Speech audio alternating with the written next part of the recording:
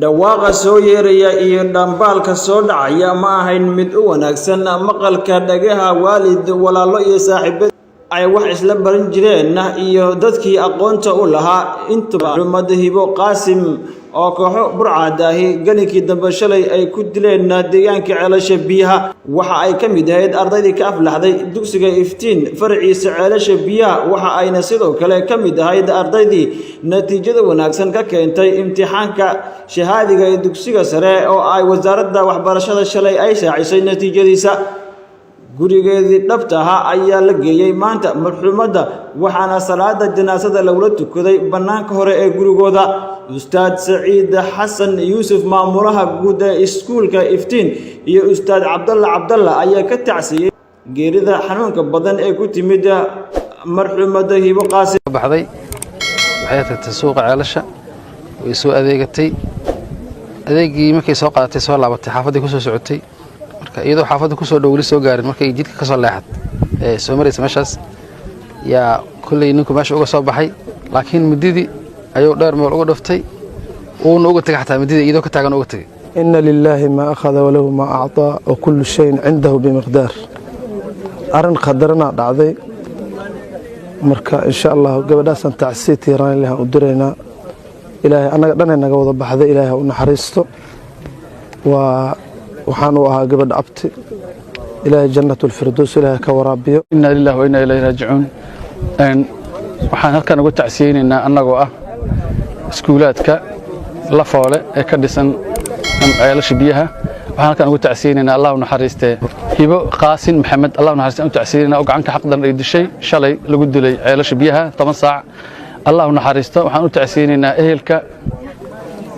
waalidiinta macallimiinta ardayda iyo guud ahaan dadka deegaanka Ceelasha ayaan uga tacsiyeenaynaa arintaasi subhanahu wa ta'ala inuu naxariis waasac inuu siiyo qabrigadan Allah waasiyo bahda waxbarashada iyo ehelkeeda iyo qaraabada iyo waalidka ay ka tagtana Ilaahay sabiir iimaan Allah ka siiyo anagoo aan ka mid ah bahda waxbarashada ay ka mid yihiin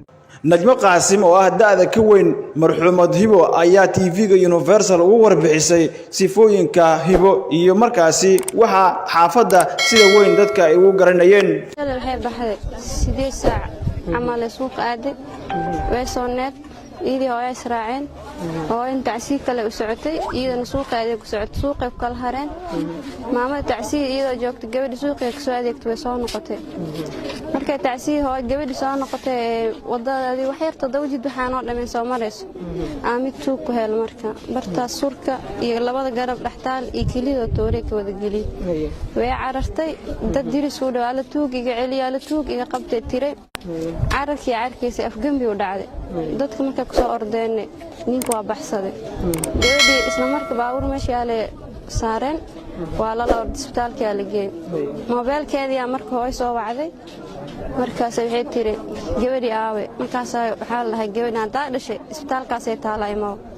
isbitaalka ya tagnay isbitaalka diilta waxa la kan hadda la yaqaan midkaas oo yaala taga mid kale Ceelasha ku yaalo kiya sida ku tagnay gabadhii qol ku jirto wax yar kadib waxa la gabadhiina ay dhimatay Allah u naxariisto walaahi way iska faraxsaneed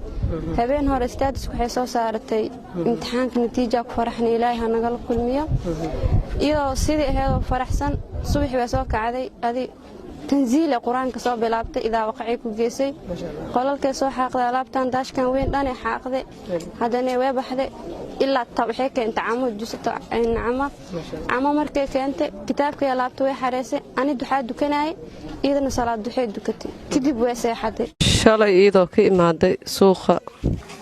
حافظ وصو سعته أيا كذا لوجو إمادة qoorta loogu dhuftay mindi iyo kaliyaasha 4 meel ay ugu dhacday